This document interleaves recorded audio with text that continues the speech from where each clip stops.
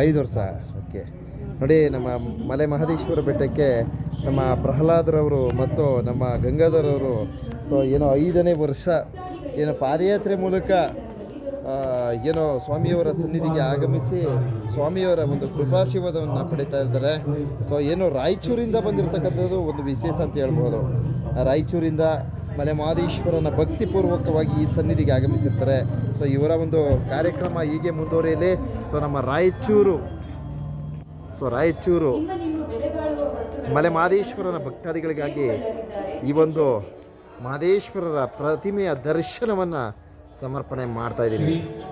ಮಲೆ ಮಹದೇಶ್ವರರ ನಡುಮಲೆ ಸನ್ನಿಧಿಯ ಸಮೀಪದಲ್ಲಿರ್ತಕ್ಕಂಥ 108 ಅಡಿ ಎತ್ತರದ ಪ್ರತಿಮೆಯ ದರ್ಶನವನ್ನು ನಮ್ಮ ರಾಯಚೂರು ಜಿಲ್ಲೆಯ ಎಲ್ಲ ಭಕ್ತಾದಿಗಳು ಕಣ್ತುಂಬಿಕೊಳ್ಳ್ರಪ್ಪ.